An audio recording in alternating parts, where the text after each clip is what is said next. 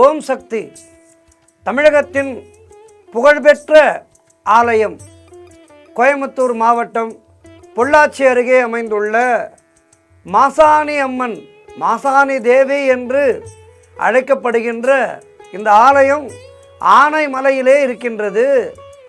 பொள்ளாச்சியிலே இருந்து தென்மேற்கு திசையிலே அமைந்துள்ள இந்த அற்புதமான மாசாணி அம்மன் ஆலயம், இந்த மாசாணி அம்மன் ஆலயத்தினுடைய கும்பாபிஷேக வைபவமானது இன்றைய நாள் மிக மிக சிறப்பாக நடைபெற்றது. டிசம்பர் 12ஆம் தேதி அற்புதமான முறையிலே 14 ஆண்டுகளுக்கு பிறகு இந்த கும்பாபிஷேகமானது நடைபெற்றது. மிக சிறப்பான முறையிலே ஆலயம் புனருத்தாரணம் செய்யப்பட்டு மிக சிறப்பான முறையிலே இந்த கும்பாபிஷேக வைபவமானது நடைபெற்றது. இந்த கோயிலுடைய பிரதான தெய்வமாக அம்பாள் மாசாணி அம்மன் இருக்கின்றார். இங்கு மாசாணி அம்மன் வித்தியாசமான முறையிலே படுத்த கோலத்திலே இருக்கின்றார். தலை முதல் பாதம் வரை 15 அடி நீளமாகும். இந்த கோவிலில் உள்ள முக்கியமான பிற சன்னதிகள் நீதிக்கல் மற்றும் மகா முனியப்பன் ஆகியவை ஆகும். இந்த சன்னதியிலே இருக்கின்ற முக்கியமான பிற சன்னதிகள் நீதிக்கல் மற்றும் முனியப்பன் சன்னதி ஆகியவை ஆகும்.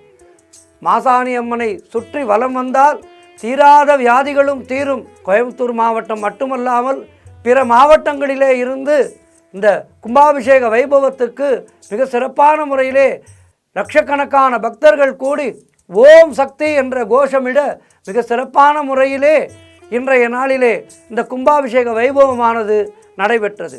இந்த ஆலயத்தினுடைய சிறப்புகள் என்று பார்த்தால், இந்த கோயிலுடைய ராஜகோபுரம் வடக்கு நோக்கி உள்ளது. கோவிலுக்கு 4 வாயில்கள் இருக்கின்றன. கருவறையிலே கிழக்கு பக்கத்திலே அம்மன் சுயம்புவாக விட்டிருக்கின்றார். பேச்சி அம்மனுக்கு தனி சன்னதி உள்ளது. கோவிலிலே காவல் தெய்வமாக கும்பமுனீஸ்வரர் இருக்கின்றார். வளாகத்திலே துர்க்கை அம்மன், சப்தமாதாக்கள், மகிஷாசுர மர்தினி, விநாயகப் பெருமான், கருப்பராயர், புவனேஸ்வரி அம்மன், பைரவர் ஆகியோர் குடிகொண்டிருக்கின்றனர். இன்றைய நாளிலே மிக சிறப்பான முறையிலே இந்த கும்பாபிஷேக வைபவங்களை அமைச்சர் பெருமக்களும், சட்டமன்ற உறுப்பினர்களும், அதிகாரிகளும், காவல்துறை அதிகாரிகளும் கலந்து கொள்ள மிக சிறப்பான முறையிலே பக்தர்கள் எல்லோரும் ஓம் சக்தி என்று கோஷமிட மிக சிறப்பான முறையிலே கும்பாபிஷேக வைபவமானது நடைபெற்றது. கும்பாபிஷேகத்தை தொடர்ந்து மாசாணி அம்மனுக்கு அபிஷேக அலங்காரங்களும் நடைபெற்றது.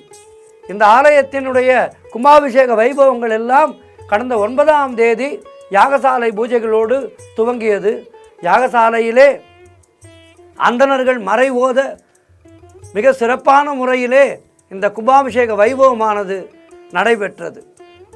வருவோர்க்கு எல்லா நலனையும் வாரி வாரி வழங்குகின்ற அம்பிகை மாசாணி அம்மனுடைய இந்த அருட்கடாட்சமானது இந்த கும்பாபிஷேக நாளிலே எல்லோருக்கும் கிடைக்க வேண்டும் என்று பிரார்த்திக்கின்றோம். இந்த கும்பாபிஷேகம் நடைபெற்ற கோவிலுடைய மற்றொரு சிறப்பானது, தெற்கே தலை வைத்து படுத்திருக்கும் அவளுடைய திருக்கரங்களிலே திரிசூலம், உடுக்கை, கபாலம், சர்ப்பம் ஆகியவை காணப்படுகின்றன. பக்தர்களை காப்பதற்காக தாயவள் கருணை கொண்டு இந்த ஆலயத்திலே குடிகொண்டிருக்கின்றாள். மாசாணி அம்மனை வணங்க திருமண தடைகள் நீங்கும், பிள்ளைப்பேறு தடைகள் நீங்கும்.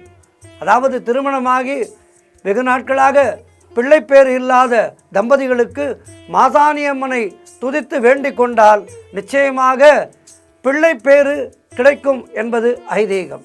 ஆகவே அனைத்தும் தருகின்ற இந்த மாசாணி அம்மனுடைய திருக்கோவில் கும்பாபிஷேக வைபவமானது மிக மிக சிறப்பாக நடைபெற்றிருக்கின்றது.